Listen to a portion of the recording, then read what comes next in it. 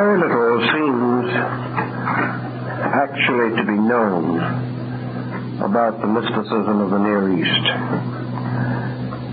Man, exploring into the great religious and philosophic systems of the world, has more or less ignored the vast areas of desert that divide Europe from the Far East.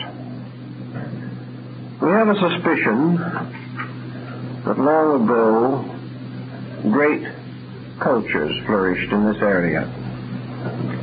And we know that legends and traditions have come down that make this wild and desolate region one of the most fascinating, mysterious places on earth. The people who live in this area are to us also rather incomprehensible. Of all the world religions, we have had the most difficulty here in the West trying to really understand the faith of Islam.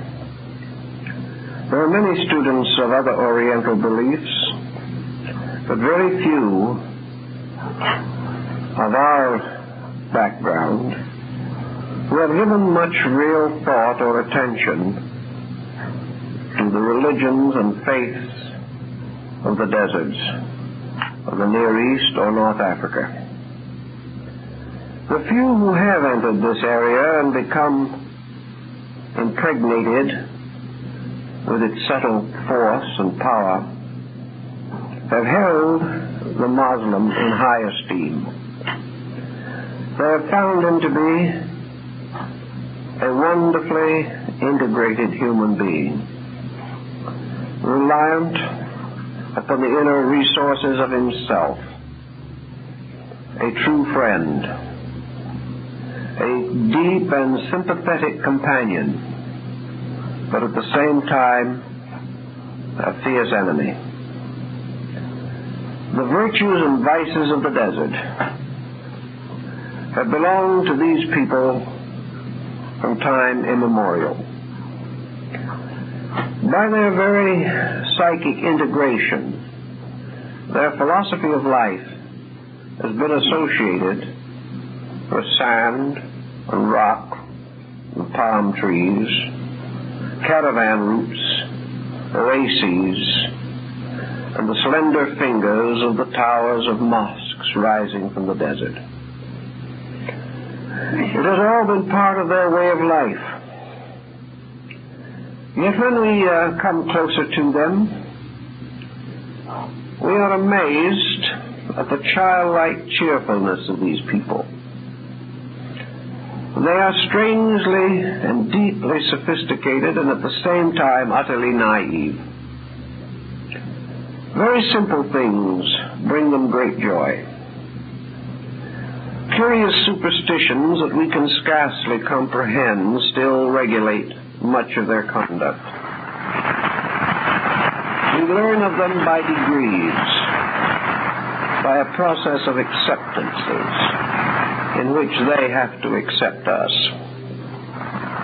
So there are some from the West who have mingled their destinies with those of the Near East and have found something they could never find here, a sincerity of life almost unknown to us.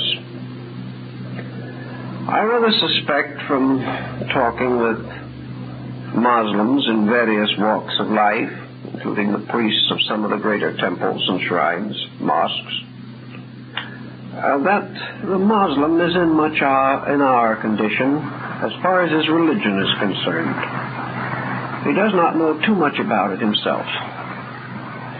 He holds the Quran sacred. The name of the Prophet is the highest and most important basis of bond and oath and obligation. He knows that somewhere in the history of his faith there was a dividing of the paths. Not only did he develop a strong doctrinal structure, But he also developed strange, mysterious beliefs. Some of these beliefs undoubtedly came to him from Greece, along with the wisdom that he was later to save for Europe. He became learned in the wisdom of Plato and Aristotle. He read Homer when they were unknown, when these writings were unknown in Europe. He advanced many lines of science, and during what we call the Dark Ages, he was the custodian of nearly all the knowledge of Western civilization. Later, when religious persecution became very oppressive in Europe, when education was frustrated by the powers of princes and clergies, scholars, doctors, lawyers, artists, musicians, poets, all sought refuge in the Near East. And many of the most brilliant minds of their times gathered in the courts of Baghdad and other great centers, where they found a free atmosphere of learning. As late as the 15th century, European doctors went to the Muslim colleges, for only in these colleges could they find truly scientific instruction. The Crusades gave us a new insight into the Muslim nature, particularly the chivalry and dignity of the Saracen. We began to appreciate the great empires of the desert and the glittering court of the great Near Eastern rulers like Saladin the Magnificent. All of this, however, was but the surface of our consideration. What were the forces moving under the spiritual surface of these areas? How did these mystical groups come into being? We have suggested that perhaps they gained something from the Orphic rites of Greece, perhaps something else from the surviving Osirian rituals of Egypt. There is no doubt in my mind that they also drank in the fountains of Far Eastern wisdom. In some way along those caravan routes, perhaps those same routes that had previously been followed by the armies of Alexander of Macedonia, there was a stream of cultural exchange, the Silk Road, connecting China with the Mediterranean, the caravan routes, where there was a continuous circulation of news, of culture, of beliefs, of opinions, of trades, of merchandise, of arts and crafts. There is much to make it possible for us to feel without exaggeration that prior to the rise of the great Ottoman wall, there was a rather free circulation of thought between Asia and the Mediterranean. And along this mysterious path, much wisdom probably flowed from India, even China, into the deserts of the Near East. Of this wisdom, 2 or 3 schools seem to have left a marked impression. One was the yogic school of India. Another, perhaps, the material that was later to be integrated into the cult of Vedanta. There was also, almost certainly, a fusion with Buddhism. And although later Islam seemed to be particularly opposed to Buddhist thinking, particularly in India, perhaps it was opposed to something that it, in a subtle, subconscious way, almost feared. In any event, in the Near East, orthodoxy, the rather strict code of the Prophet, with its regulations almost mosaic in their rigid enforcements, This doctrine was not completely satisfactory to the people, to the men of the desert.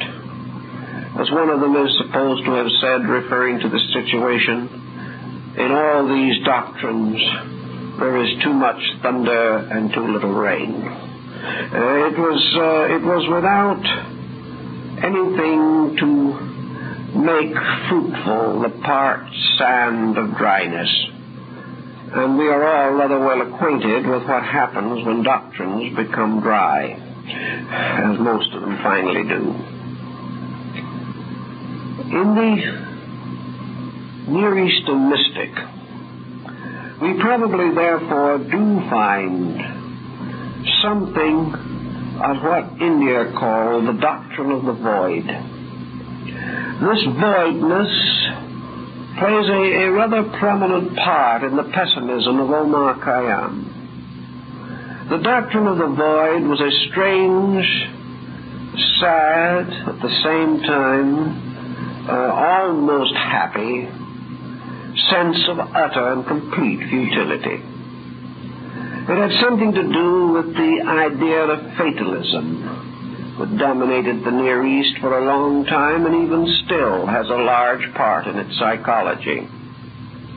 This fatalism, Kismet, may not be far from the Indic karma. But whatever it is that was under it all, the Near Eastern had a streak of nostalgia in him that was very broad and deep. He lived in a world that was rather cruel, a world of dryness and hunger and death. And yet this strange world, like the desert, is probably one of the most beautiful regions on the earth. Beautiful for everything except man. Man can admire it, man can adore it, but it turns upon him and destroys him. It is a garden suited to the gods, but hardly suitable for human beings. The great expanses of the desert, the wonders of the sunrise and the sunset, the sky, the stars, the endless shifting hills of sand blown by the wind, all these elements and factors got into the soul of the Near East. They became part of it. They became part of its great symbolism, of its patterned existence. If we try to understand, for example, the mysticism of the Dervishes or the Sufi, we seem to come to something that is very interesting. It isn't clearly stated in their writings. Very little is clearly stated. But it seems to be there. And this thought is that the world in which we live, our region, with its own man-made wonders, is divided from another world by an interval so slight, so incredibly tenuous, that it is hard to even comprehend it. There is another region, another dimension of existence that seems to flow in and out of physical things. This dimension is no further away from our objective life than the hour of prayer in the desert. It is something that in sleep and dream comes into our objective awareness. We can almost reach out our hands and touch another dimension of existence. I think this perhaps also belongs to the desert. It belongs to the strange silences of the night. It belongs to a people whose life has strangely turned in upon itself. A life of one alone in the midst of an infinity. And yet this one, standing alone, conquering infinity, merely by a mood, by an emotion, by a simple gesture, a breath. This infinity around man had all kinds of dimensions and proportions to the Easterner. To Omar Khayyam, existence itself was a strange symbolic futility, if we are to accept literally the words of his poems. To him, as to the followers of the doctrine of the void, nothing is really very important at all. We come like the rain, and like the wind we go. The flower that once is blown forever dies. Everything is surrounded by this strange barrier through which life apparently cannot pass. And yet so near to this mysterious barrier is something else, which sort of divides the Eastern psychology between hope and hopelessness, between an infinite longing for a great faith and the eternal frustration of obvious things seen with the eyes and touched with the physical hands. So, in the Dervishes and in the Sufis, I think there is a very valid concept that we should give more attention to. We can find much of it set forth in the beautiful poems of Jalaluddin and in others of this group. Let us imagine for a moment that sometime long ago these mystics discovered the secret of internalization of vision. They realized that at any time they could live in any world they wanted to live in. But they never forgot for a moment that they were creating all these strange, changing worlds in which they existed. Perhaps like the Amidist among the Buddhists, they were able to envision all the splendors of Amitabha's paradise, and yet at the same time soberly realize that they had created this paradise themselves. So the two ways of life for these people were very clearly demarked.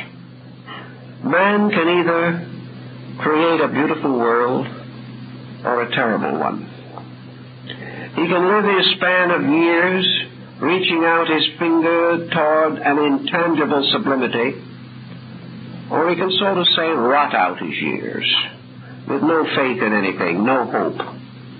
Or perhaps even more dangerously, he could struggle out his years, hating, fighting, cursing the very existence which had fashioned him. Each of these decisions arose within man himself. They were his own devisements. And if some of this teaching came from the Far East, as it's quite possible, the Sufi may have also sensed that there was a way in which perhaps the dream world could be brought even closer to our material existence. Perhaps sometime, some way, the dream and the reality might be reversed. Our present sad way of life would then become the dream, and our hope would become the solid substance. Certainly this mysterious interchange of worlds was part of the experience of the mystics of Islam. Perhaps we can go a little further in this and imagine, as we find in some of the old legends, the Muslim mystic facing the strange mirage, not created now by some illusion in the atmosphere, but a mirage fashioned from the subtle substances of his own desiring. There are legends, we find them in the Arabian Nights Entertainment and other works of these peoples, that the lonely traveler, standing looking out at the desert, suddenly saw it transform before his eyes. Where there had been only sand and rock, there now rose the minarets of a great mosque. A teeming city seemed to rise from the sand, and even with his mortal ears he could hear the camel bells of the phantom city.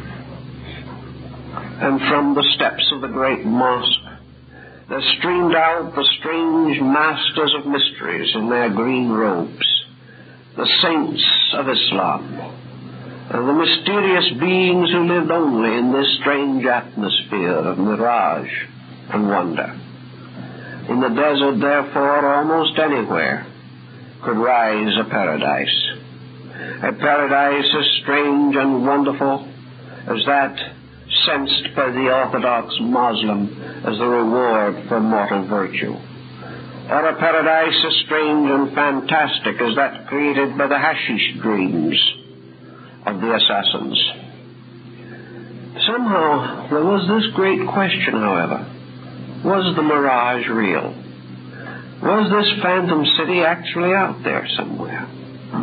Was there only some very slight vibration in the atmosphere, some mysterious door of molecules and atoms which could open, and man would find that he was always living in the suburbs of paradise?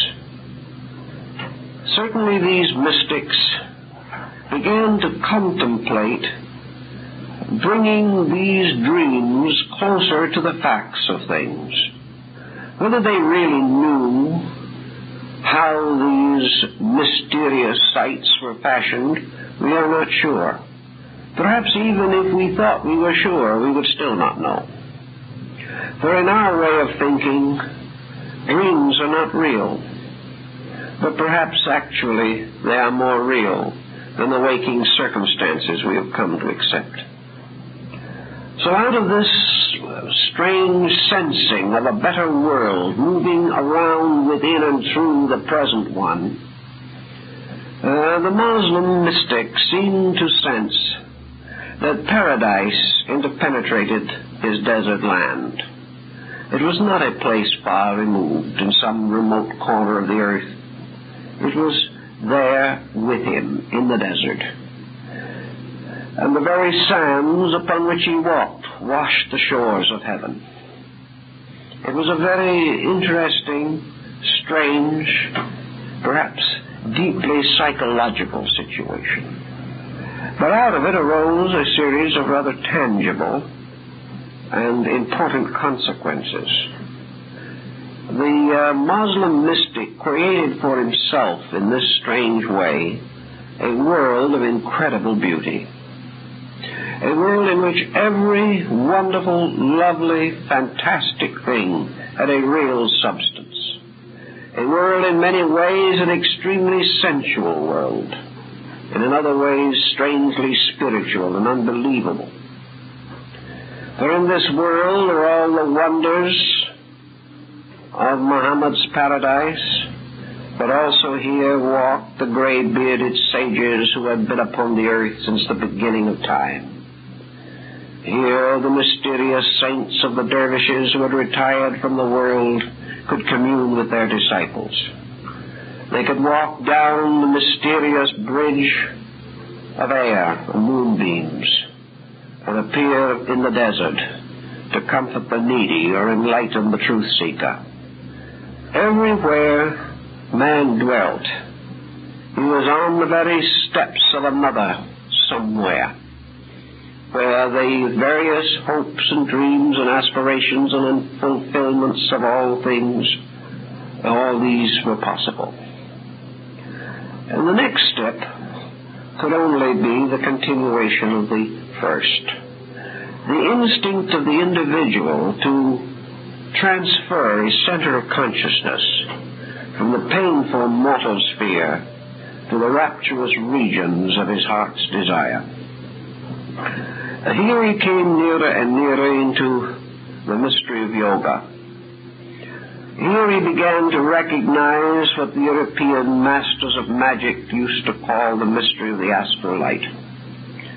He discovered that he could actually restore paradise within himself, that he could find within his own nature a universe unsuspected in the normal states of mundane things, just as a man in a dream can dream of himself wandering across the whole face of the earth, his dream vast enough to include within itself great ranges of mountains, great expanses of seas, incredible distances of space and time, yet all these existing within himself.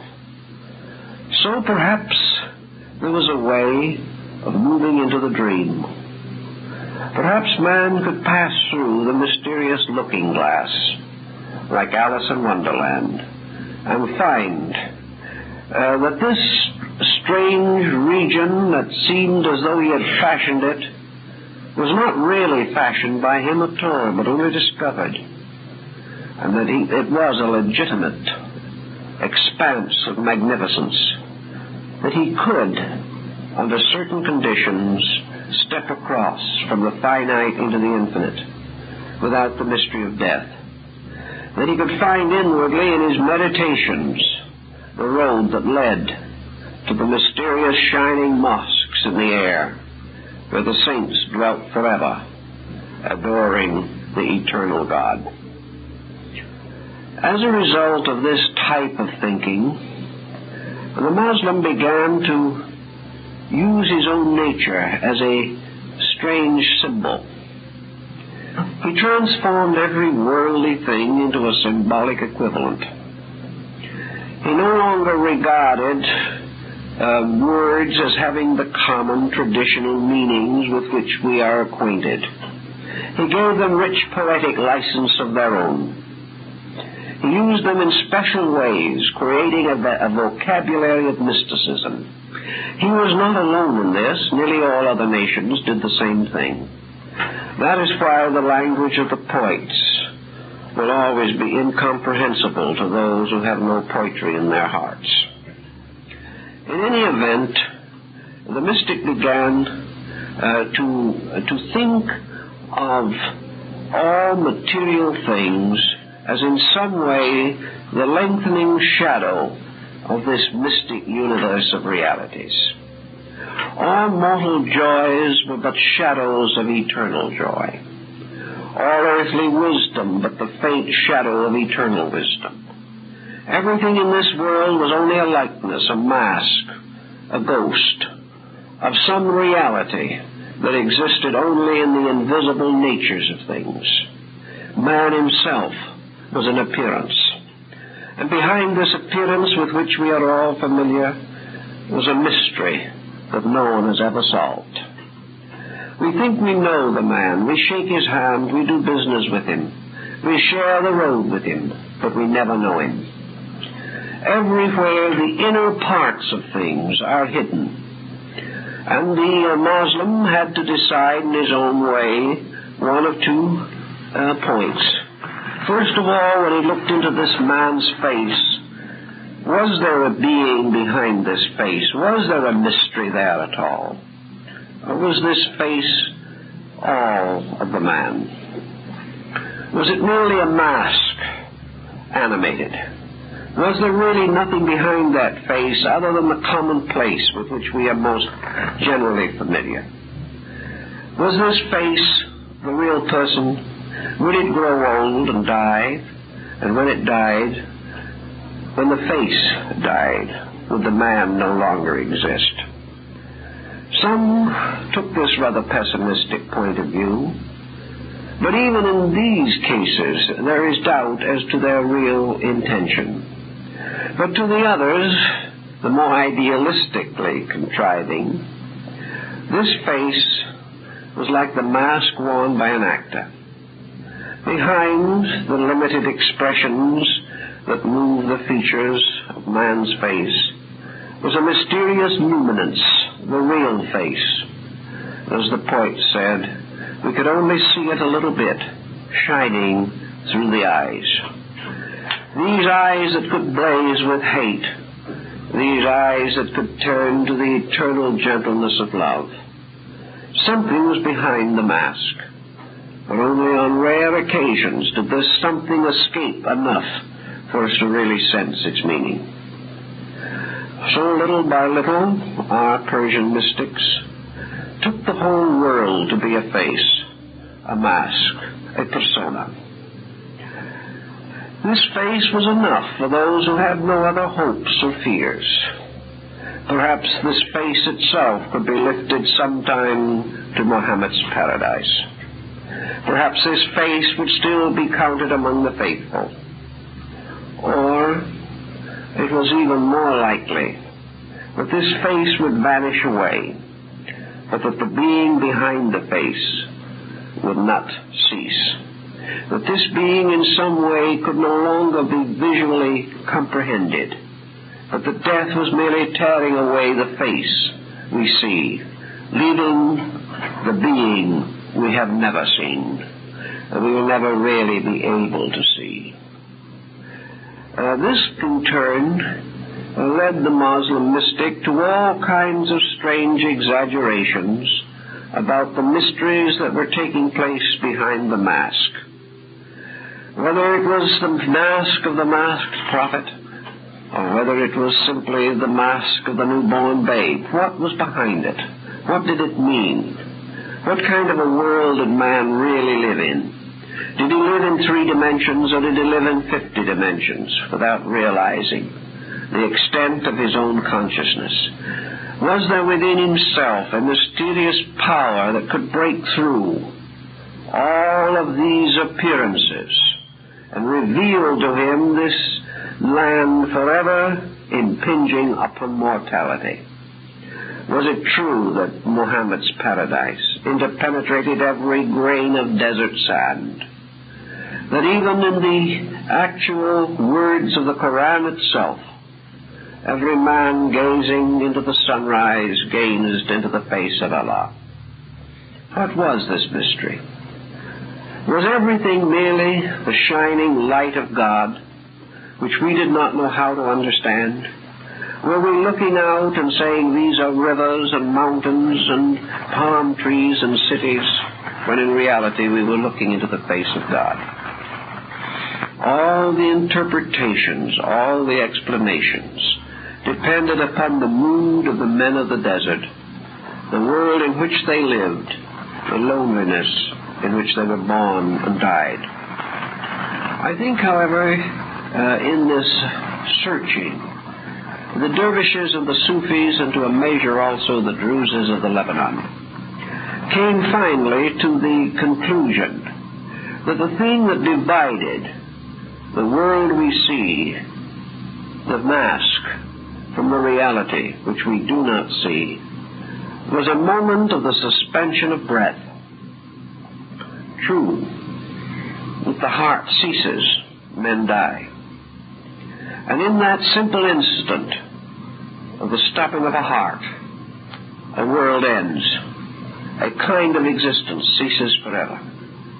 Perhaps also, in the simple moment of the inhaling of a breath, man can move from one world to another.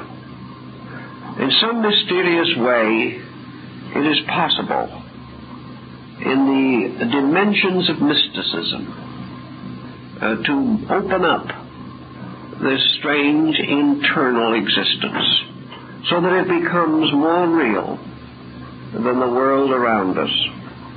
The Sufis, and to a measure the Dervishes also, in some of their orders at least, determined upon a way of internal discipline. They followed, in a sense, the disciplines of yoga. They followed also the mysterious secrets of the Chinese philosophers of the void. These individuals who said that the way to this other reality was to step for a second through non-existence, to step through the void, the mysterious emptiness of the Huayam, and then, in that instant, to come into that which is reality.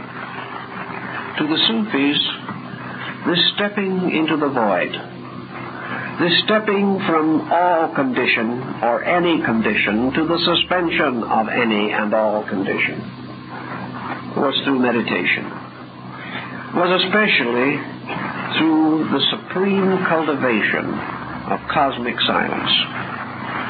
Not just the silence of a man in prayer, not just the silence of a mother listening for the cry of a sick babe. Not this silence which is merely the temporary suspension of our worldliness, not in the silence of the night alone, but in a strange, deep quietness that can be discovered within the self. For it was firmly believed by many of these people that if you listened in the absolute silence, you could hear the tinkle of the caravan bells of the souls moving through space from existence to existence. This silence, then, was man's mysterious hope of being able to slip out of the mortal illusion into the immortal reality. Silence was a rather strange thing, and in spite of his natural existence in a world that was largely silent, or perhaps because he lived in this kind of a world, the Muslim mystic was a little afraid of it. He feared this very silence that he wanted to cultivate. He was afraid, perhaps, that this silence was extinction. Just as Western man is afraid of quietude, because to him it seems a passivity which will cut him off from all the accomplishments of his kind. The Easterner, who had lived in silence, became a little afraid of it. And yet he sensed deeply that it was the path that he had to follow if he wished to achieve his ends. So there were several ways in which this silence could be attained. And among many of the Near Eastern mystics, as in the case of Jalaluddin Rumi, this path to silence was the path of a strange internal ecstasy. It was the individual possessed by that which was not himself. Like the Indian and the Buddhist mystic, the Muslim Sufi was desperately afraid of this strange fascination of selfness.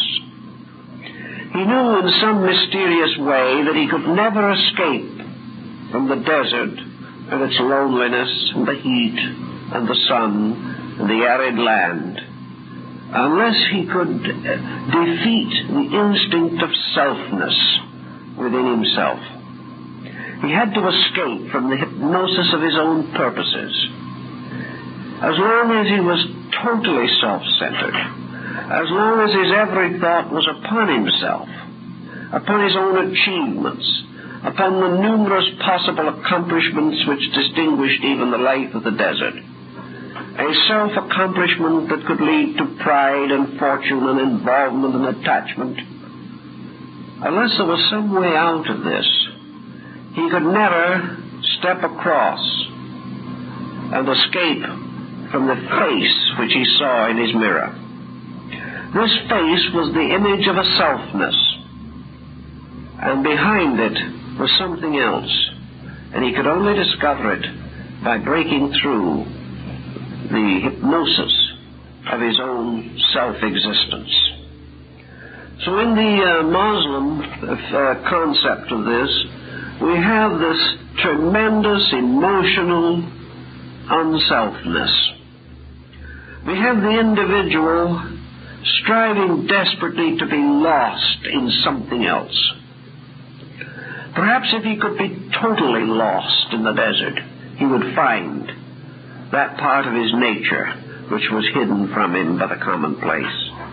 Perhaps if he could be totally lost in self-sacrifice, he would find his life by losing it.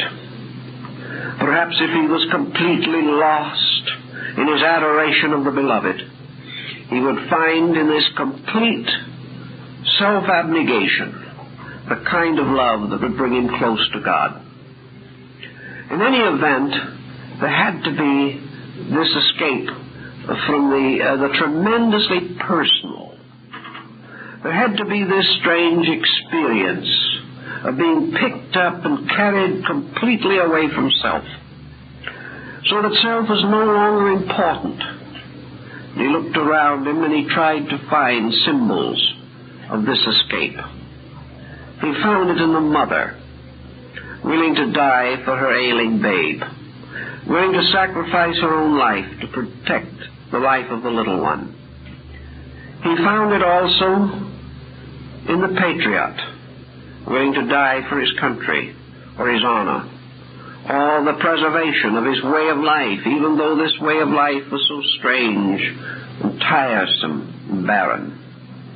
He found this also in great human affections, the sacrifices human beings make simply because they love. And because of this love are willing to die at any moment for the protection of that which they do love.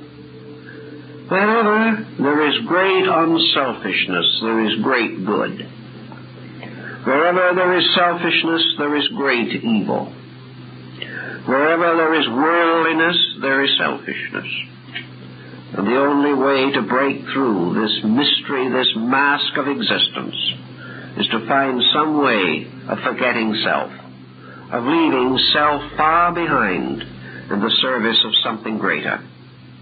To the Orthodox Muslim, this self-forgetfulness was in dedication to the teachings of the Prophet, willingness to die at any moment for Islam and the Holy Quran. But to the mystic there was much more than this. There was this need for eternal forgetfulness, because to remember self is pain. Not to remember self is to open the heart to joy. So joy comes in giving, not in gaining. Joy comes in forgetting, not in remembering. Joy comes in laying down one's life and not in picking up that life again. Out of all of this thinking came a wonderful symbolism of ideas, a symbolism of mystic thoughts and speculations, visions and hopes. And little by little, the man's inner life came to be associated with the most common symbol of the men of the desert. That symbol was the prayer rug, the mat that was laid down 5 times a day while the pious Muslim knelt upon his rug of prayer, faced Mecca, and chanted the prayer of his faith. This prayer rug was a magic carpet. It is the magic carpet of the Arabian Nights, because in a way it is a tiled lodge, like a mason's lodge. This carpet is the boundary of a mysterious world of ritual, symbolism, and internal insight. To be kneeling upon your prayer rug means to separate yourself totally from all the mortal affairs of human existence. To be enveloped, so to say, in holiness. For wherever this rug is, this is the eternal temple. This is the mosque and the shrine. And as a man enters his church to pray, so the Muslim kneels upon his rug. And wherever this rug is, this is sanctuary. And in his prayers and meditations, the mystics, seated upon the mysterious symbolic rugs of their own detachments, were carried from one region to another as though truly by a genie, with strange powers and enchantments. These journeys into other dimensions and regions upon a flying carpet were all symbols of man's own inner ability to transcend the dimensions of space and time by meditation alone. Then came the problem that was very close to these people, for they were Muslims and they were devout in their own way, although perhaps not quite orthodox, and never entirely safe from the possible displeasure of the more conservative believers. This problem of the experience of God. Muhammad had given them the concept of a great, universal, monotheistic divine power. And this power they had already sensed as the Christians sensed it, not as something infinitely remote, but as something wonderfully immediate. That by some mysterious way, God was present, walking with man in the desert. That the power of God enveloped the human being at all times. That the wisdom and truth of God was available to him in every emergency of life. And the mysterious angelic messengers of the great power, like the wonderful angel Gabriel, was not ever far from those who sought the way of truth. This problem of the presence of God in the desert also had its effect upon these people. But they had to more or less emotionalize this effect. They had to experience God as a friend, as someone of their own tribe, as someone extremely near to them, aware of their strengths and their weaknesses, no longer a great judge fashioning the world, no longer a vast power meting out justice and retribution, but rather something extremely tender, very near and immediate, the kind of God whose love melted the hearts of men, so that all men turned to their Father as a small child to its parent, not fully realizing the splendor of God, but knowing God only as strength, as hope, as protection, as constant enveloping personal love. The men of the desert struggled to understand this, and it became a very important part of their religious experience, something that was to affect their literature and their art and their poetry. Now, the likeness of God was not supposed to be fashioned by men, no more than was the face of the prophet ever to be unveiled in art. But even though these faces and features were hidden, men sensed the powers of these things as extremely intimate, as always available by a mood, by a mysterious attitude. And so the Muslim began to develop a science of moods. He found that he could feel things that he wanted to feel, that it was perfectly possible for him to create within himself a mood of receptivity, that he could have within himself the mood of the great quiet love of God, the great quiet peace of spirit that caused him to forget his own existence and to be one again with the strange remoteness of space. It was all very strange and wonderful, but not so strange in the desert. Our American Indian priests of the Southwest had these same moods because they too were people of the desert. And this was had much to do with the fashioning of the mysticism of Islam. As it gradually developed into a great poetic system of experiences, the mystic developed an ever greater sensitivity, an ecstasy almost. And in the Dervishes particularly, this ecstasy was one of the keys to their entire attitude toward life. Christian mystics have also passed through the same experience, and particularly Dante, who it is said could not look upon a rose without passing into a strange trance-like hysteria. The concept of great beauty suddenly picked these persons up and threw them into a kind of ecstatic trance. They could not listen to the words of great truth without, as they said, fainting in the spirit, without suddenly finding themselves ripped into a strange semi-unconsciousness, something so beautiful, something so wonderful, that human existence melted in its presence and disappeared. We have, to a certain measure, had some such experiences even in our Western culture. If we stand in the presence of a great painting, a truly magnificent work of art, we are often moved deeply by what we've seen. To stand in the Sistine Chapel in Rome and to look upon the great scene of the Last Judgment is to be moved deeply. But in this case, we are moved to a strange awe. And this was not exactly the type of thing that the Muslim was interested in. It was not so much that he be awestruck, as it was that he have a strange emotional kind of crisis within his consciousness. Perhaps we come nearer to it in the beautiful little chapel of the Sainte-Chapelle in Paris.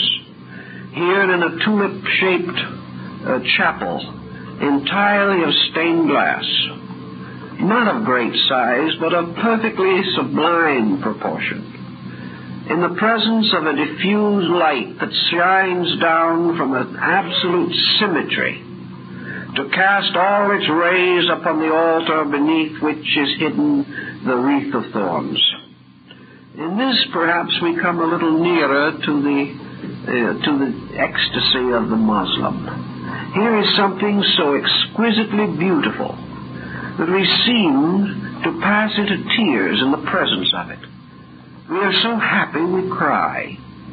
We are moved so deeply that we may pass through tears to an almost stony silence. We are past the common reactions. We find this also sometimes in great joy or grief. In great loss, we may have an outburst of emotion, or we may remain strangely silent, unable to express, numb with the tragedy of it all. But in the presence of the Sainte-Chapelle, we are strangely overwhelmed, fainting under the impact of incredible sublimity. To the Muslim, this mystical impact was of sublimity. It was something that simply swept him away from himself utterly. He seemed to pass into a strange unconsciousness. It was all so wonderful, so beautiful, so sacred, that his senses reeled under the impact, and he passed into a strange state of unknowing, an unknowing which was beautiful in itself, and from which he came back later into knowing regretfully, as though indeed he had been in paradise and was now forced back into the common estate of men. In the Islamic mysteries, the rose, as we find it in the great rose of Damascus, was one of the symbols, and we are assured from the old writings that from this rose of the Dervishes and the Sufis came the sacred rose of the troubadours in Europe. This mysterious order, this priesthood of poets and singers who sang the strange, sad story of man's hopeless love. A strange, forever seeking after the Virgin of the world who could never be actually attained. This mysterious Virgin, the Virgin Sophia of the ancient Gnosis. Also, this rose became associated with the rose of the Rosicrucians and other secret societies, where it is said the founder of that organization had gone to Damkar in Arabia, and there he had been initiated into the mysteries of the Dervishes, the Druzes, and the Sufis. In any event, the rose, like Dante's mysterious rose of the Paradiso, became the great symbol of this explosion of consciousness. It was also the symbol used much like the lotus in India. Whereas the 1,000-petal lotus of Hindu yoga represented the tremendous release of cosmic consciousness in the human brain, so in the mysteries of the Near East, this rose was the sudden unfolding of the experience of universality. And the very rose itself, being a Kabbalah on the word eros, the letters merely being rearranged, became also the symbol of love. So in the Dervish and Sufi mysteries, love came to be far more than a human emotion. This thought undoubtedly dominated the thinking of Dante also, who fashioned out of the imagery of divine love the symbol of his Beatrice. This divine love was human love directed toward eternity.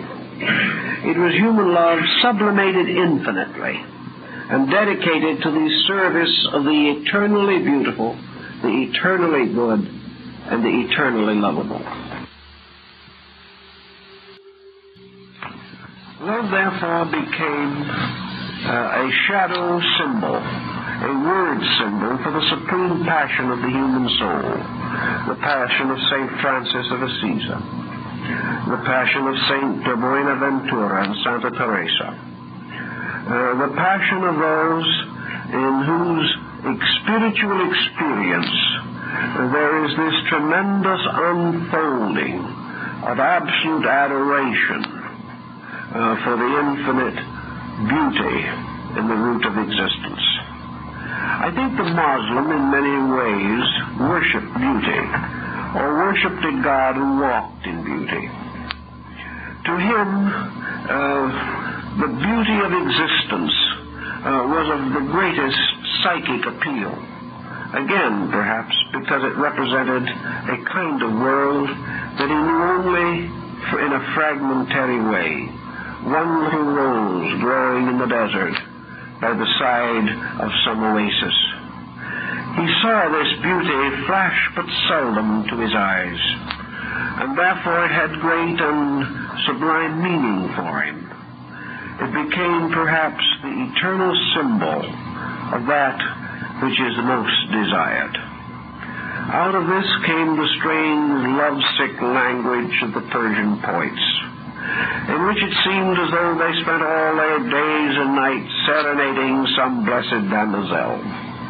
But actually this whole strange pageantry, this wonderful symbolism had to do only with the experience of this eternal recognition of the overwhelming beauty of the universe itself, the unattainable perfection of infinites, before which every human being knelt in utter surrender.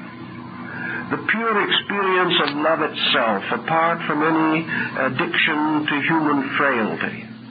The power to reach out and simply to love life.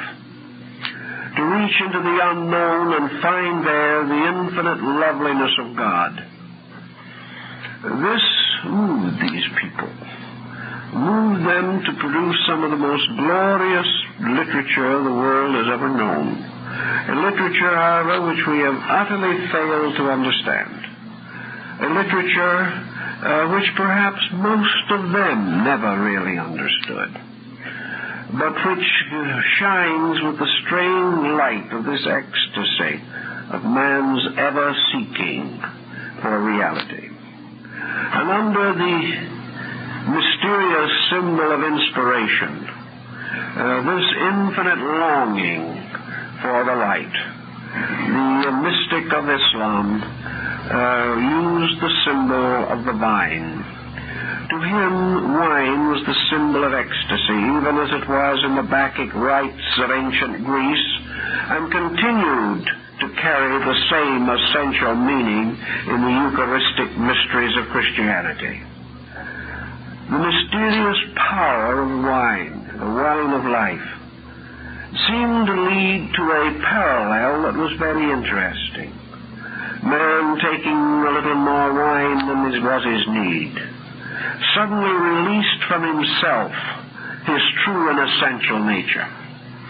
Wine was the remover of inhibitions. Wine made the tired old man young and glad again. Wine made the vicious man more vicious and hateful. Wine made the stupid lazy man more lazy and more stupid. Wine always brought from the individual something of himself. And this wine, in turn, was a symbol of the forgetfulness of mortal things. It caused the individual to enter into a strange fool's paradise, in which whatever he really wanted or ever he really thought could be true, at least for a little while, until, as Omar points out, finally this kindly, friendly vine turns like a monster and strangles those that use it. But it was like, in a way, the wine of ecstasy itself. And so we hear much of the Sufi and his wine jug. We hear that for wine he sacrifices all other things, that he turns from the glories of the world to the simple joys of the bottle. What he is telling us really is something entirely different, that he had discovered in the universe a mysterious agent, an agent of luminous energy. He had discovered the intoxication of self-forgetfulness. He had discovered that without touching any of the fruit of the vine, that he could be drunk with God. Now this was perhaps a rather crude way of saying a great thing. But we might remember that to the Muslim, wine as we know it was actually forbidden. Therefore, that what we read in these poetic works should not be interpreted as literal. But this intoxication with life, imagine the man in the desert, seated beside his camel, looking out into the night. Looking out as men have looked from 1,000 different mountainsides and valleys and forests and deserts and hills into the dawn of things. And suddenly, as in the case of Lao Tzu, on the side of the mountain in China, suddenly the whole universe opened up. Suddenly the mountains and the valleys and the skies seemed to split asunder, and everywhere was radiance. Everywhere was a tremendous light of insight. Suddenly the divine power itself seemed to descend and enfold mortality. Everywhere the eye of the mystic looked, there was only God. There was only light and truth. If he turned his ears inwardly to listen, he heard only the strange mystic chanting of the spheres. Every sound was beautiful. Every odor was that of flowers and incense. If he reached out his fingers, he touched something softer and more wonderful than the most precious silks. Everything that touched his senses was transformed into an absolutely perfect thing. Something so wonderful that in the presence of it he melted. He wept. Strong men wept simply because of the beauty of God. If this experience happened in these far distant places of the desert, then these men were said to be intoxicated. They were the God-intoxicated ones. Some said they were mad. But madness of this kind was in the keeping of Allah. And no man would dare to molest or injure a madman. They were the beloved of God. For in their madness they had remained with Him, and their minds had never come to earth. This strange madness of the desert mystic, which suddenly swept him into this ecstatic universe of light and beauty, this was the wine of ecstasy. It was light, it was life, it was the love of God flowing in space. A man became drunk with it. And in his intoxication, he had what perhaps the Westerner would call a mystical experience, for he was possessed by God. Yet when he was so possessed, he didn't see God. He did not actually hear the voice of God. No great miracles were performed before his wondering vision. The thing that heralded, marked the presence of God, the thing which made him know that God was there, was sheer beauty. Beauty that transcended every sensory faculty that he possessed. He was in the presence of absolute beauty. And this beauty was alive with infinite love. He was therefore standing in the sublimation of every instinct, every appetite, every perception and reflective power that he possessed.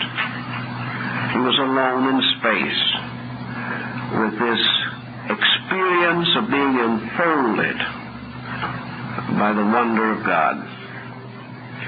This was his intoxication. This was the wine of the poet. For the wine was simply the mystical experience. Here in the West, we have some records or some accounts of this experience. Among the saints of Christendom, there is a beautiful description of an experience of this kind by Havelock Ellis in his Dance of Life, an experience that occurred to him. But to the men of the desert it would be different, because they came from a different world and they had a different need within the empty psychic need within themselves. It was different. They could not have the experiences of a European saint or an Asiatic yogi. Their experience had to be of the desert, of their land, of their way of life. So they had this strange sense, as one poet said, that suddenly, truly, the desert blossomed as a rose. Suddenly the desert was beautiful. Truly it was the garden of Allah. And all of a sudden, all of its sorrows, its tragedies, and its bleached bones disappeared from their awareness. The desert itself was one great beauty. In old times also, there was another group of men who had the same kind of experiences. And these were the men who went down to the sea in ships. For in those days, ships were small and men were strong, and the storms were great upon the deep. But every man who loved the sea regarded it as a strange and lovely thing. To the sailor of old, the sea was more wonderful than any woman could possibly be. Its moods were as terrible as any strange passion that could move the earth. Yet these men who fought the sea loved it, and their one hope above all else was that when the end came, they would die at sea, and their bodies would rest forever in the deep. And as these men had their mystical experience at night, watching the endless waves of the ocean, and found their great love in the ocean itself, so the men of the desert, watching the sand and the light shining on it, found their great love in the desert. And the desert became the universe, and the desert became the abode of God. And the desert with all its moods were the moods of God. And how else can we describe the strange experiences that these people had? Well, we also know that in the course of these strange ecstasies, that the mystics of Islam gradually did reverse the polarity of their consciousness, so that they were not quite sure which world was real. And as their mysticism became more intense, as their asceticism advanced, as it also did in other Asiatic nations, there was really an exchange of worlds, even while men lived. Here in the West, The world beyond is something we wait for with fear or hope after the termination of our mortal life. But to these meditating sages and seers, the other world was already an achieved reality. They had already wandered back and forth between the regions, even while they were still in mortal flesh. And not only were these symbols very real and important to them, but they discovered a microcosm within themselves. If it was true that the universe was the body of a great deity, as was taught by the Greeks and more or less accepted by the early Islamic scientists, so surely man fashioned in the image of this Creator was also a universe. And man had within himself all of these strange mysteries that were seen at night in the desert. For man's body was a desert. And yet this body with which he dwelt, outwardly apparently desert-like, subject to all the strange storms and terrors of darkness and of fear. Within man was also another region, a region that could be found only by the individual who was able to disentangle his consciousness from the binding pressures of objectivity. Here was your yoga again. Here was the individual determining that he had two lives, just as nature in the desert had two lives. There was the outer life of man dwelling in a house with walls of mud and a roof of reeds or wood. Man struggling every day to guard his herds against the ravages of his neighbors or of beasts. Man growing faint and tired and finding only a small consolation in the companionship of other mortals like himself. Man in the desert, seeing very few other human faces, alone in a strange, almost uninhabited world. And then yet this man, suddenly realizing, as the dervish or the Sufi in his musings, that he had his own inner life. He looked at his hands, and they were toil, worn. His face was wrinkled by the wind and sun, his body bent with years. But there was within him something ever young and ever new. Also within himself, he could have any kind of life he really wanted. Inside of him, there was a life beyond poverty, beyond sickness, beyond age, and beyond death. So the mystic decided that within his own soul he could build the secret garden of his heart's desire.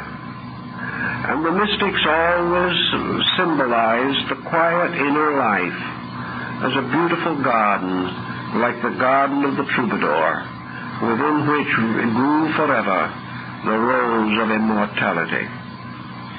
So by entering into your own life, if you so desire and are so willing, you can enter always and walk with beauty. You can find the secret garden of your own subjective existence.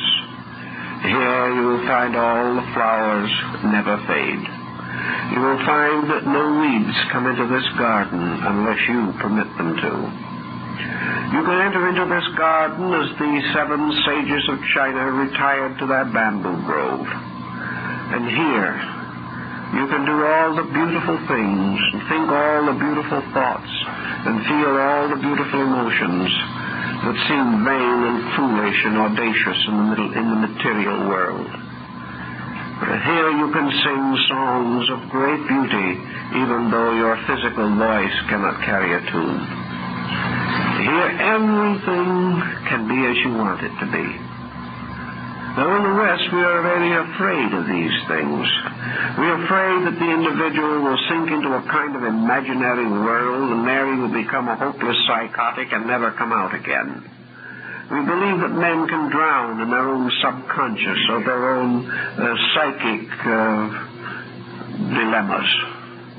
Perhaps this is true if this inner world has been strangely and terribly contaminated.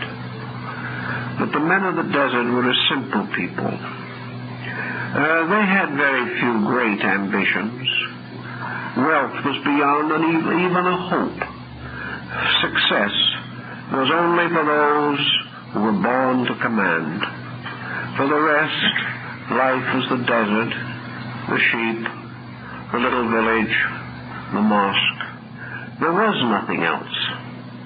So these people, while perhaps they were rather savage or barbaric in their outer lives, were strangely childlike within themselves. They could go into themselves without finding complication, which we cannot do. They had been brought up always in a faith which they had held very close and sacred. They had kept the simple commands of the Quran as best they could. They had faith in Allah and His Prophet, upon whose name be peace. Therefore, these people were strangely simple in themselves, and when they went into themselves, they did not find deceit. They found rather a quiet place, untouched by great anxieties or great selfishness. And in this quiet place, as in a small allotment of land, they could build a garden as they wished it to be. So they had the walled garden. It was walled because it was surrounded on every side by body. It was a secret garden because no one but themselves could ever enter it. Even if others were invited, they could not come in. Only their ghosts could enter. Their ghosts being their thought likenesses created by the master of the garden. In this secret garden, man was the master of the show. And around him the shadow forms that came and went. And here in this magic garden, the individual built his own paradise. The paradise of dreams, of great and noble hopes and aspirations. The mystic, the Sufi particularly, had the suspicion down inside of himself that perhaps this magic garden was the antechamber to paradise. Perhaps man, building this secret garden of good in himself, was building the region in which he must sometime live. Perhaps all of this mystery was psychological. That the inner life of man was really his world. And when he cast off this mortal flesh, his soul would go to the magic garden he had built, and there abide in the beauty he had fashioned until the will of Allah called it forth to other labors. In whatever case it might be, to the believer, this magic garden became very real. There is no doubt in the world that these people could invoke this mood at will. There is also no possible doubt that it was possible for them to revive it in a continuous pattern, as the poets themselves so noted, so that every night when a man went to sleep, he could will himself to go back into his garden and continue his labors there. That he had an inner life of continuous internal reminiscence. Perhaps it started as daydreaming. Perhaps it started by the individual consciously fashioning this place by meditation, or as the Easterners say, by will and yoga. But after a time, this inner meditation became real. It became something that happened of itself. And little by little, this inner garden was built to greater and greater perfection. This probably is underneath the Chinese concept, which we find in the doctrines of the released or spiritually regenerated being, the transcendent being of the Chinese classics. a being fashioned by man out of the virtues of himself, this being finally becoming the body for his own consciousness. In any event, this region of the psychic creativity of the mystic is recorded in many places and probably lies close to the source of the descriptions of visions that we find all the way from ancient Egypt to Emanuel Swedenborg.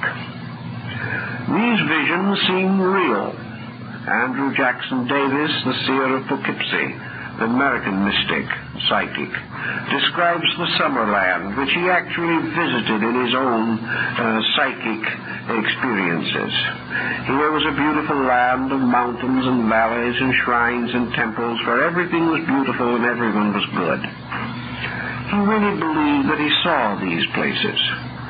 And many spiritualistic paintings depict in a rather vague way the semi-paradisical abode of the blessed. Many works on psychic phenomena also consist of messages supposedly coming from persons dwelling in these strange radiant vistas.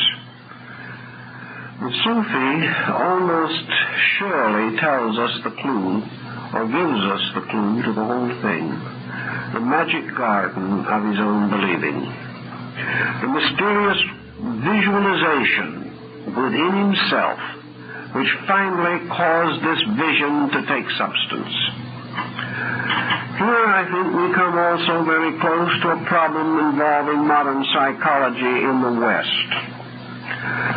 Man's subconscious here in the West is so heavily loaded with the formal worldly pressures that we push into it. We have made this material world so real that it obsesses our sleep. We have made it so complete in its domination over our lives that it dominates the inner as well as the outer part of man. This is its danger. This is the reason why we can have a psychotic. This is the reason why the individual can become mentally and emotionally sick inside.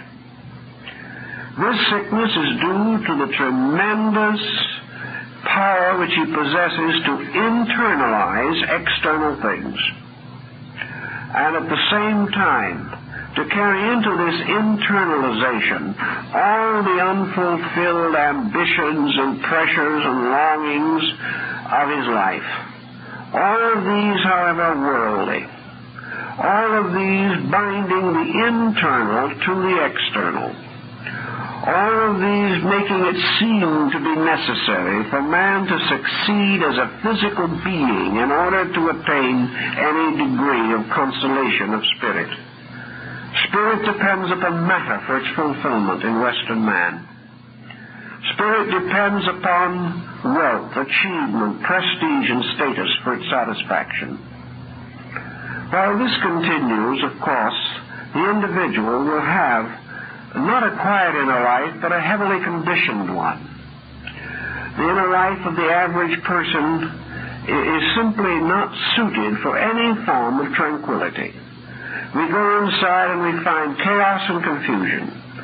We find no beautiful garden, but rather a terrible and horrible land of witchcraft and sorcery. In some way, the medieval experience of witchcraft, which brought so many generations of misery into European history with the persecution of poor, deluded souls, this whole situation seems to have resulted from the fact that the Black Mass was celebrated in the heart of man himself, and that the Brocken from which the witches flew on their broomsticks was part also of a legendary atmosphere that arose in the subconscious of mortal man. So there was some reason why, when the Western man relaxed, he found himself in purgatory, and Eastern man, in his relaxation, finding himself in paradise. Neither one really tried to build, by the common processes that we know, a conditioned existence. The Eastern man did not realize that he was trying to create a virtuous life, And certainly the Western man was not aware that he was attempting to integrate his own vices into an overwhelming obsession. These were not the thoughts. They were conditions of existence. The man of the desert did not have the pressures. Therefore, he did not create the psychotic tensions. He had a different attitude toward life. He believed in God. He really, sincerely, and devoutly believed. And being of simple nature, even his violences were simple. And by degrees, he realized that his greatest achievement was to transmute violence. That his earthly passions could become almost divine compassions. So he sort of changed the level of his reactions, seeking to use his sentiments, his most amorous inclinations, to court eternal beauties. Western man went the opposite way. He commercialized his arts. He prosecuted and persecuted his mystics. He did most of the things that would naturally be against the mystic life. And today he finds himself without this mystic life. And wherever his ways are spread upon the world, other nations lose their mystic overtones also and begin to develop the same ailments and pressures that afflict Western humanity. The Sufi lived in the borderland between great empires. He realized that there was a vast European structure rising from the decline and fall of Rome. That the great Byzantine Empire was close upon him. That there was a rise of the Huns and the Goths and the Visigoths. He also knew something of the distant, shadowy wisdom of India and the great luxury of Chinese civilization. Between these, as in a valley between two great ranges of mountains, he was in a middle distance between extremes. And in this middle distance, he remained wonderfully himself and became capable of the quiet cultivation of his own nature. Perhaps some part of it was influenced by his convictions or his determinations. Perhaps if he had let go entirely, he might have fallen into one of the psychotic problems that we now know. But this he did not do, apparently. For convinced always of the religious equation, he only demanded or permitted beauty to be fashioned in his vision. When he contemplated, and we know from the poets, that while he was aware of the troubles of his times, in his contemplations he passed over these troubles lightly. His real purpose always was to find a great beauty, a great security, a great exhilaration of spirit. He did not look inside of himself to become a critic, nor did he actually look inside of himself to become a scholar. Mysticism was not to produce formal scholarship, nor great technical advancements in sciences. Mysticism was to produce the motivations by which perhaps other men with other faculties could apply skill to insight and vision. So actually, in this mystical thinking, we have these poets, these dreamers, actually giving us the skeletal structure of an enduring civilization. Actually, civilizations are created by poets and buried by philosophers. So each in his own way is essential. Poetry to give beauty and wings to youth. Philosophy to give patience to age. These are the ways of life. And they were the ways of the desert people. They had their old scholars and their wise men and the priests that could interpret the sacred writings and the teachers of their young. But they also had the great free world of inner movement, of inner symbolism, of inner beauty within themselves. The final development of this concept, as far as generalities are concerned, seems to have been the final achievement of union. This is again our concept of yoga, for the word means union. But these mystics sought to be one forever with the beloved. They wish to give all of themselves, to hold nothing back, to cease to exist in the beloved. We know they are talking of Vedanta, we know they are talking of mysteries, even while perhaps in our own rather superficial way we would like to think that they are speaking merely of sensory gratifications. Actually, to be lost forever in the beloved was the great goal of Dante and Petrarch and the other great troubadours of Europe. It was to give one's life utterly by the code of chivalry. And out of this came the orders of knight-errantry in Europe, where the great proof of chivalry was the willingness to die utterly for the preservation of honor, beauty, and virtue. So in the individual, this code of chivalry, the Oriental or Japanese code of Bushido, became the code of the mystic. It became the code of the dervish and the Sufi.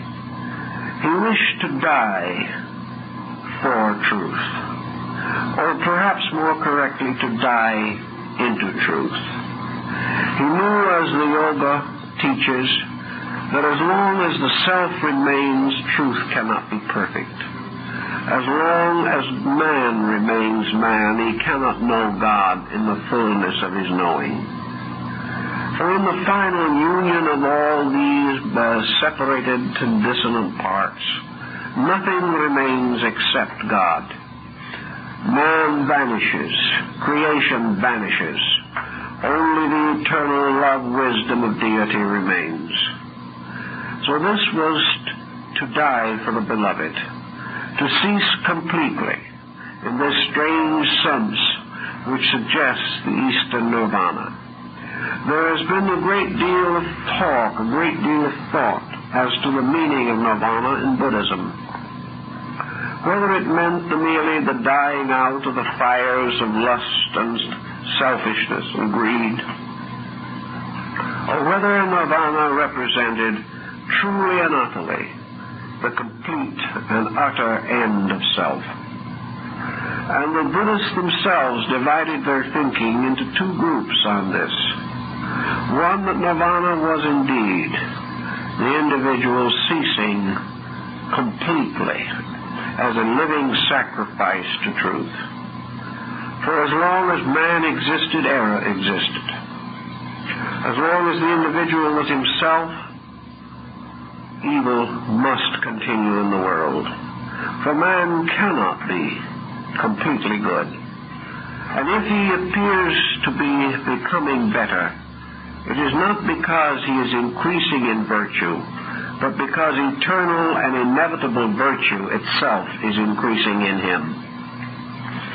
The other school of thought is that there is a kind of way in which man can give up being bad by becoming wholly good in himself, that there is this other possible way.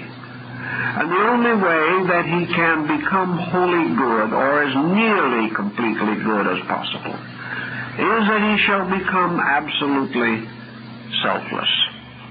That he shall live only for the glory of truth. That he shall exist in this world only to teach, to save, to preserve, to enlighten. This was the holy destinies of the Bodhisattvas, that they should come into embodiment for one purpose only, the salvation of man. Self was dead in them. All human purpose was dead in them. They walked in the bodies of men, but they lived in the Spirit of God. These totally redeemed ones, who appeared to be men, but were really truth walking the earth. These were also the mysterious green-vested saints of Islam. These were the arhats. These were the purified ones who could perform miracles by a natural course of things, for their own existence was a miracle. They were the ones who had all the available energies of nature at their disposal, yet they used no energy but truth, taught no doctrine but law, practiced no miracle but love. And by this strange token, by this wonderful mysticism, they created the concept of a positive identity with deity. That these were no longer persons, but that they had provided channels so that in the perfected ones truth was made flesh and dwelt among us. That these perfected ones were no longer real persons, they were God. And those who looked into the faces of these perfected ones saw not the faces of men, but the face of God. And whoever had seen this, the one who was a son of God, had seen the Father. For the Father was in the Son, and the Son was in the Father. They dwelt together in a strange, dynamic relationship. This was part of the Eastern tradition that I think finally moved towards Islam. For among the Muslims, we do not find the strange passivity of Southern Buddhism with its doctrine of extinction. We find, rather, the experience of God being a release into an eternal sufficiency. That these saints in their green robes disappeared from among men like the higher orders of the Dervishes. They were seen no more by mortals, but those who saw visions in the deserts could see them. And sometimes they would appear in the oasis, far from any other mortal being, to comfort a tired traveler or bring aid to those sick and dying. Then they would fade away again, disappearing into their realm of stars. The Muslim believed in these saints and believed in them completely. And he believed that actually they were persons who had gradually come to change the polarity of their lives, so that the real abode in which they dwelt was the magic garden they had fashioned with their hearts. Having completed this garden, they moved into it. They closed the door behind them, like the Zen monk who walked into his painting and disappeared. They had fashioned a magnificent internal life and retired into that internal life, according to legend, taking even the body with them. In any event, they disappeared. They disappeared into a world of creative thought, a world of universal beauty, a world of transcendent light. And here in their magic gardens, they kept the ancient records, they wrote the poems, they inspired mortals. They lived in a paradise between heaven and earth, a paradise like Amitabha's wondrous world. And in the Sufi and Dervish mysticism, there were these regions also. And the first step was into the temple, into the university in this world, where, studying with the bearded sages and scholars, the young disciple perfected his knowledge of those arts and mysteries which belong to the world of spirit. And so finally it happened that the disciple became one with his teacher. After he had attained this, he entered into the state of meditation and transferred his alliance and allegiance from an earthly teacher to the Prophet Muhammad himself. And here he meditated, dreamed, listened, and sat reverently at the feet of the image which he himself had fashioned. sensing the presence of Muhammad in the very air about him, he finally became one with his prophet. And when he had united himself with the prophet, then he chose the farther goal. He experienced the mystery within himself of standing in the presence of Allah, the great veiled presence of the eternal God. And here he also meditated and prayed, and he listened to the eternal instruction of the eternal Father, until at last he became one with God. These were his 3 steps.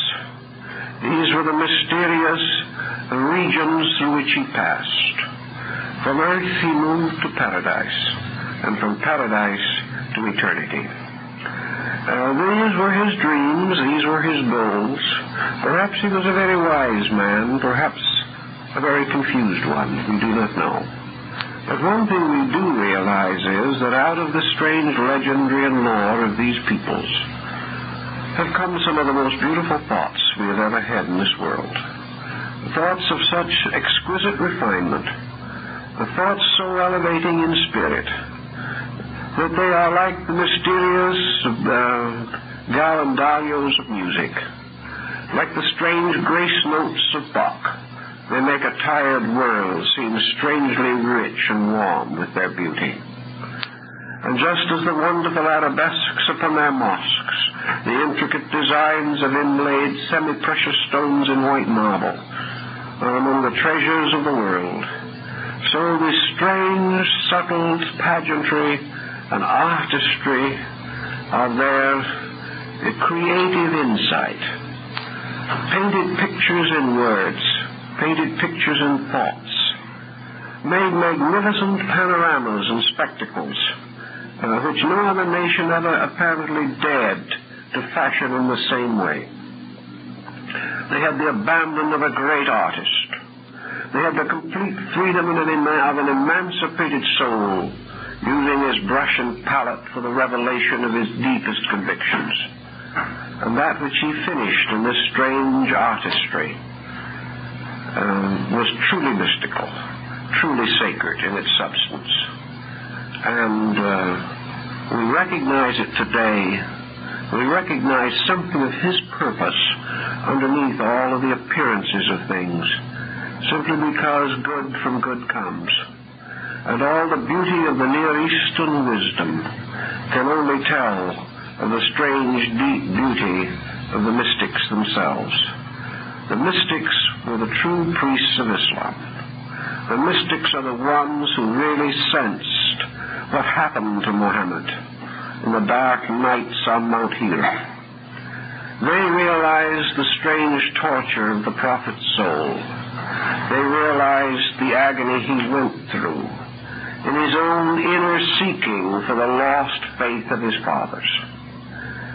The mystics found his soul, and upon the inner teaching of his own great sadness of spirit, the mysterious experience, the mystical experience of the prophet, when he stood beside the body of his infant son Ibrahim, knowing the child was dead, and fought with himself for faith in Allah against the bereavements of a heartbroken father.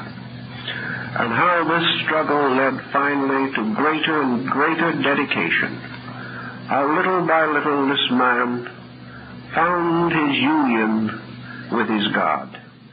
And the Muslim mystic, instead of copying his teaching from the characters of the Quran, instead of tracing with his fingers the words of the prophet, sought to know in his heart the agonies of the Father, sought to know with his spirit the wonders taking place in the heart of a man who did not believe that he was God, who did not believe that any strange, mysterious power actually dominated his life, who had to make the decisions of a human being, who had to fight each day to keep his own faith, and having won this great battle with himself, finally came victoriously to the first great achievement of the Hijrah, and finally to the Pilgrimage of Mecca, where standing in the midst of his people, the Prophet revealed the faith of Islam. Here the mystic sees not the splendor of the law. The mystic sees the greatness of a soul weeping over the body of his dead.